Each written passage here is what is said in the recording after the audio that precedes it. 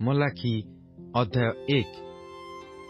ମଲାଖିଙ୍କ ଦ୍ୱାରା ଇସ୍ରାଏଲ ପ୍ରତି ସଦାପ୍ରଭୁଙ୍କର ଭାରକ୍ତି। ସଦାପ୍ରଭୁ କହନ୍ତି, ଆମ୍ଭେ ତୁମମାନଙ୍କୁ ପ୍ରେମ କରିଅଛୁ, ତଥାପି ତୁମେମାନେ କହୁଅଛ, ତୁମ୍ଭେ କାହିଁରେ ଆମ୍ଭମାନଙ୍କୁ ପ୍ରେମ କରିଅଛ? ସଦାପ୍ରଭୁ କହନ୍ତି, ଏସଉ କି ଯାକୁବର ଭାଇ ନଥିଲା?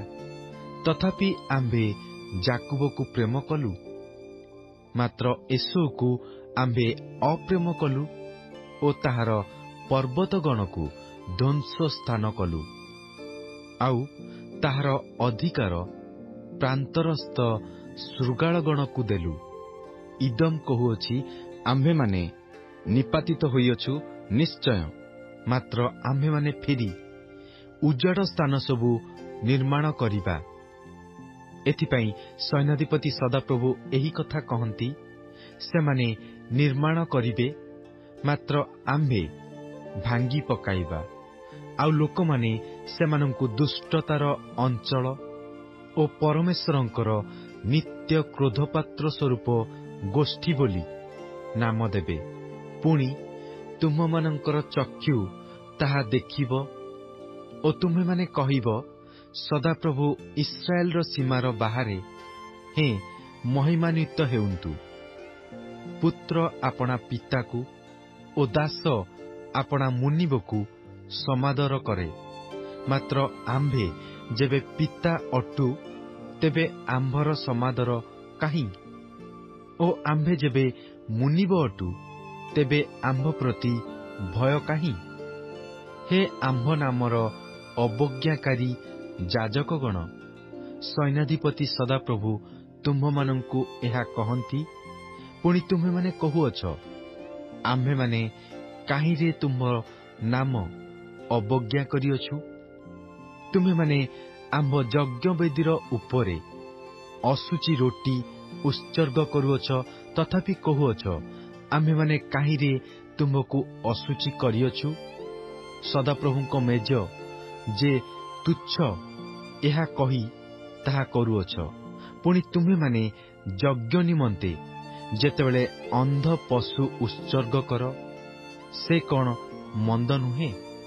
ଓ ଯେତେବେଳେ ଲେଙ୍ଗଡ଼ା ଓ ରୋଗୀ ପଶୁ ଉତ୍ସର୍ଗ କର, ସେ କଣ ମନ୍ଦ ନୁହେଁ? ଏବେ ତୁମ୍ଭର ଦେଶାଧ୍ୟକ୍ଷକୁ ତାହା ଭେଟି ଦିଅ। ସେ କି ତୁମ୍ଭ ପ୍ରତି ପ୍ରସନ୍ନ ହେବେ, ଅବା ସେ କି ତୁମ୍ଭଙ୍କୁ ଗ୍ରାହ୍ୟ କରିବେ? ଏହା ସୈନ୍ୟାଧିପତି ସଦାପ୍ରଭୁ କହନ୍ତି। ଆଉ ଏବେ ମୁଁ ବିନତି କରେ, ପରମେଶ୍ୱର ଯେପରି ଆମ୍ଭମାନଙ୍କ ପ୍ରତି ଦୟାଳୁ ହେବେ, ଏଥିପାଇଁ ତାହାଙ୍କର ଅନୁଗ୍ରହ ପ୍ରାର୍ଥନା କର। ଏହା ତୁମ୍ଭମାନଙ୍କ କାର୍ଯ୍ୟ ଦ୍ୱାରା ହୋଇଅଛି। ସେ କଣ ତୁମ୍ଭମାନଙ୍କ ମଧ୍ୟରୁ କାହାକୁ ଗ୍ରାହ୍ୟ କରିବେ?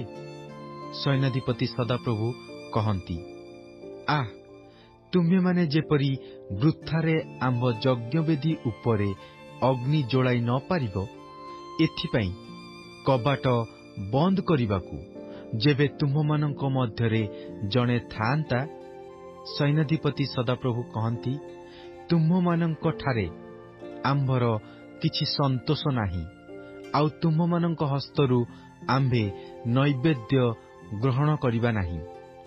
କାରଣ ସୂର୍ଯ୍ୟର ଉଦୟ ସ୍ଥାନଠାରୁ ତହିଁର ଅସ୍ତଗମନ ସ୍ଥାନ ପର୍ଯ୍ୟନ୍ତ ଅନ୍ୟ ଦେଶୀୟମାନଙ୍କ ମଧ୍ୟରେ ଆମ୍ଭର ନାମ ମହତ୍ ଅଟେ, ଓ ପ୍ରତ୍ୟେକ ସ୍ଥାନରେ ଆମ୍ଭ ନାମର ଉଦ୍ଦେଶ୍ୟରେ ଧୂପ ଓ ପବିତ୍ର ନୈବେଦ୍ୟ ଉତ୍ସର୍ଗ କରାଯାଉଅଛି। କାରଣ ସୈନ୍ୟାଧିପତି ସଦାପ୍ରଭୁ କହନ୍ତି, ଅନ୍ୟ ଦେଶୀୟମାନଙ୍କ ମଧ୍ୟରେ ଆମ୍ଭର ନାମ ମହତ୍ ଅଟେ, ମାତ୍ର ସଦାପ୍ରଭୁଙ୍କର ମେଜ ଅଶୁଚି ହୋଇଅଛି ଓ ତହିଁର ଫଳ ଅର୍ଥାତ୍ ତାହାଙ୍କର ଖାଦ୍ୟ ତୁଚ୍ଛ। ଏହା କହି ତୁମେମାନେ ସେ ନାମ ଅଶୁଚି କରୁଅଛ। ଆହୁରି ତୁମେମାନେ କହୁଅଛ, ଦେଖ, ଏହା କିପରି କ୍ଳାନ୍ତିଜନକ, ଓ ତୁମେମାନେ ତାହା ତୁଚ୍ଛ ଜ୍ଞାନ କରିଅଛ। ଏହା ସୈନ୍ୟାଧିପତି ସଦାପ୍ରଭୁ କହନ୍ତି।